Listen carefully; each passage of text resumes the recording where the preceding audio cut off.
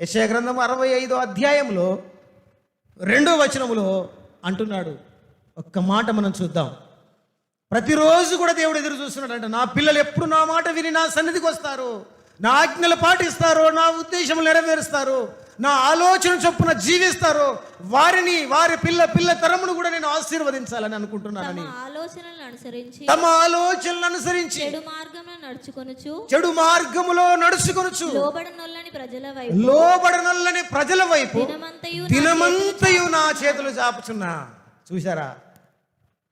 రండి రండి, అబ్రహామును అన్ని విధాలుగా నేను ఆశీర్వదించిన, మిమ్మల్ని కూడా అన్ని విషయాల్లో ఆశీర్వదిస్తా, రమ్మని దినమంతా కూడా దేవుడు చేతులు చాచి పిలుస్తున్నాడు.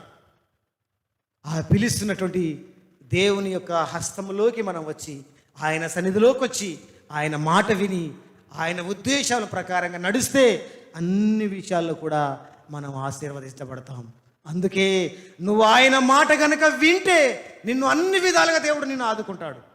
అందుకే దేవుడు అంటున్నాడు, అబ్రహాము దేవుని మాట విన్నాడు కాబట్టి అబ్రహాము నా స్నేహితుడు అన్నాడు. అబ్రహాము నా స్నేహితుడు. అందుకే దేవుడు నీతో మాట్లాడుతున్నాడు. యెషయా గ్రంథం 41వ అధ్యాయము 8 నుంచి 10 వచనాలు మనం చూస్తే, దేవుని స్నేహితుడు అన్న పేరు సంపాదించుకున్నటువంటి అబ్రహాము. అంత పేరును మనం సంపాదించుకోలేకపోయినా, నా సేవకుడైన ఇజ్రాయేలు నేను ఏర్పరచుకున్న యాకోబు నా స్నేహితుడైన అబ్రహాము సంతానమా, నుండి భూదిగంతముల నుండి నేను పట్టుకొని దాని కొనల నుండి పిలుచుకుని వాడా, నీవు నా దాసుడవని నేను నిన్ను ఉపేక్షింపక ఏర్పరచుకొంటిననియు నేను నీతో చెప్పి ఉన్నాను, నేను నీతో చెప్పి ఉన్నాను, నీకు తోడై ఉన్నాను, భయపడకము, నేను దేవుడనై ఉన్నాను, నేను నీ దేవుడనై ఉన్నాను, దిగులు పడకము, నేను నిన్ను బలపరుతును, నీకు సహాయము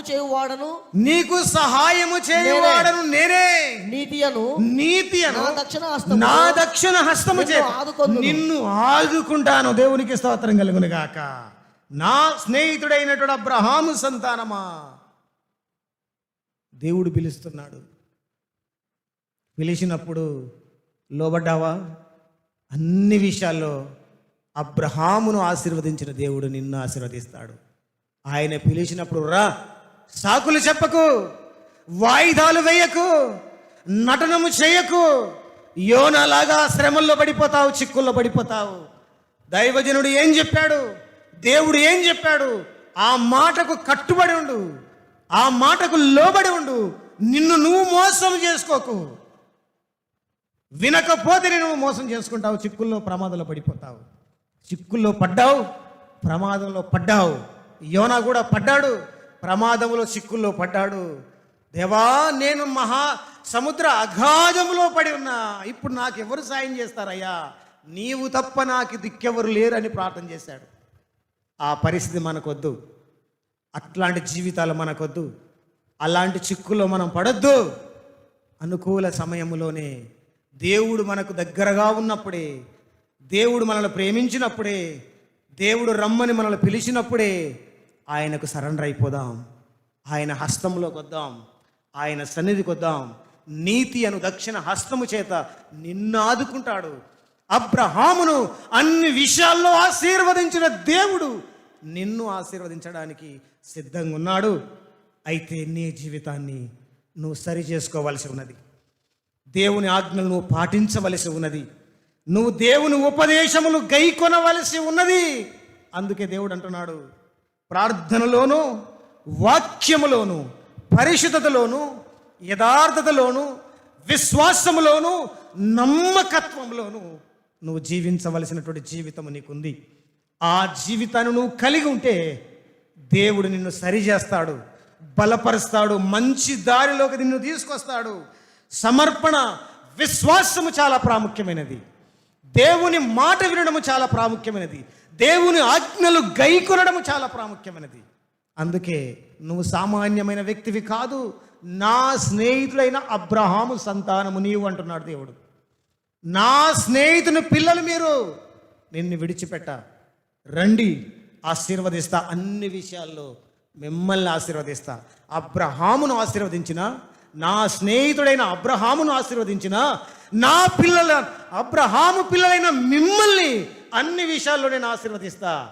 మీరు రండి, మీ నటనా జీవితాన్ని వదిలేయండి, మీ నటనా భక్తిని వదిలేయండి అని యేసుక్రీస్తు ప్రభు నీతో మాట్లాడుతున్నాడు ఈ సమయంలో. ఈ రోజే నీ నటనమును వదిలేసేయి, నీ నటనా భక్తిని వదిలేసేయి. యథార్థమైనటువంటి భక్తిని, నీతి కలిగినటువంటి జీవితాన్ని నువ్వు సంతరించుకో. దేవుని కోసం బ్రతుకు. నీతి అనే దక్షిణ హస్తము చేత నిన్ను ఆదుకోవడానికి ఆయన నీ దగ్గరకు వచ్చాడు, నీ ముందుకొచ్చాడు, నీ పక్కనకు వచ్చాడు. నువ్వు లోబడి ఆయన ఆజ్ఞలు పాటించు, ఆయన మాట విను.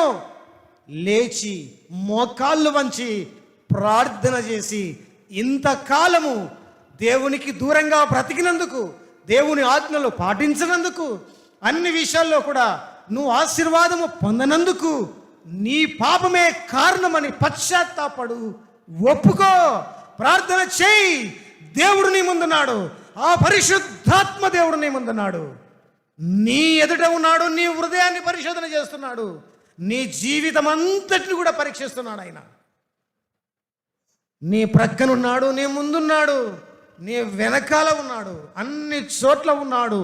ఆయన సర్వంతర్యామి, సర్వశక్తి కలిగిన దేవుడు. ఆయన అబ్రహామును బట్టి నీ దగ్గరకు వచ్చాడు. ఆయన నా దాసుని బట్టి నీ దగ్గరకు వచ్చానంటున్నాడు. నీ ముందున్నాడు. ఏ ఏ విషయాల్లో నువ్వు తిరుగుబాటు చేశావో, నటించావో, ఈ సమయంలో దేవునితో మాట్లాడుకుందాం. నీ కాలాన్ని ఎంత వృధాగా గడుపుతున్నావు, వృద్ధాప్యంలోకి వచ్చేస్తున్నావు, వయసు మీద పడిపోతున్నది. ఇంకా ఎంత కాలమని దేవునికి తిరుగుబాటు చేసుకుంటూ ఆశీర్వాదం లేని కుటుంబంగా ఉంటావు. నీ ఒక్కదాని వల్లనే, నీ ఒక్కడి వల్లనే, నీ వల్లనే నీ కుటుంబీకులు సఫర్ అవుతున్నారు. నీ కుటుంబంలో ఇబ్బందులు ఉన్నాయి. కాబట్టి ఈ సమయంలో నువ్వు ప్రార్థన చేయి, మోకాళ్ళు వంచుదాం. నీ ముందు ప్రభు ఉన్నాడు, పరిశుద్ధాత్మ దేవుడున్నాడు. నా స్నేహితుడైన అబ్రహామును అన్ని విషయాల్లో నేను ఆశీర్వదించా, నా స్నేహితుని పిల్లలైన మిమ్మల్ని అన్ని విషయాల్లో ఆశీర్వదించడానికి వచ్చానని యేసు ప్రభు అంటున్నాడు. ఆశీర్వాదం పొందుతావా? అన్ని విషయాల్లో దీవెనలు పొందుతావా?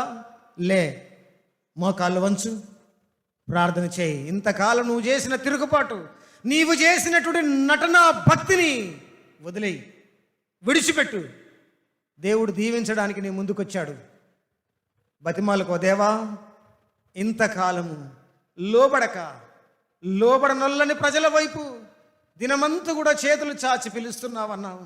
నేను లోబడలే, నీ మాట వినలే, నీ మాటకు ఏమాత్రం కూడా నేను గౌరవించలేకపోయినయ్యా.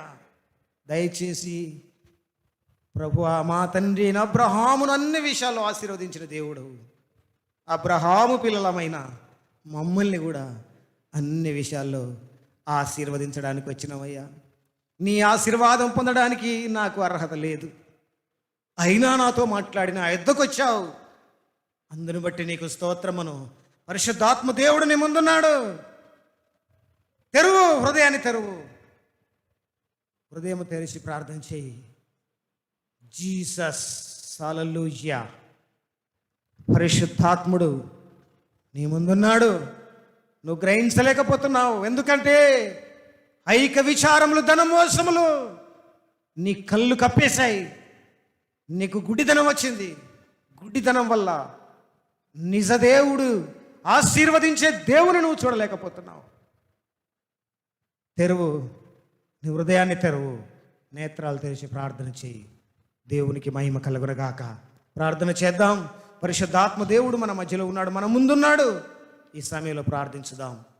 మధ్యాహ్న కాల సమయంలో పరిశుద్ధాత్మ ప్రభువా మా మధ్యలోనికి దిగువచ్చి నీ దాసుడైనటువంటి అబ్రహామును మా ముందుంచి, అబ్రహామును అన్ని విషయాల్లో నేను ఆశీర్వదించాను, అలాగే నా స్నేహితుడైనటువంటి అబ్రహాము పిల్లైన మిమ్మల్ందరూ కూడా అన్ని విషయాల్లో నేను ఆశీర్వదిస్తానని మీరు సెలవిచ్చారు.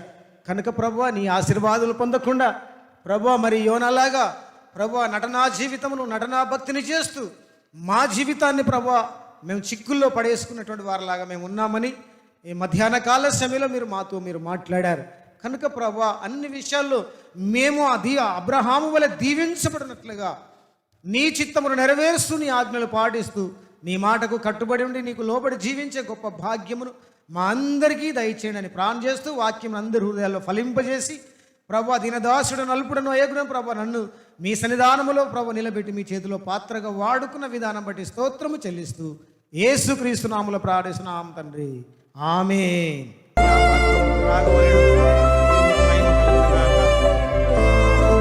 తండ్రి పాదములకు స్తోత్రం.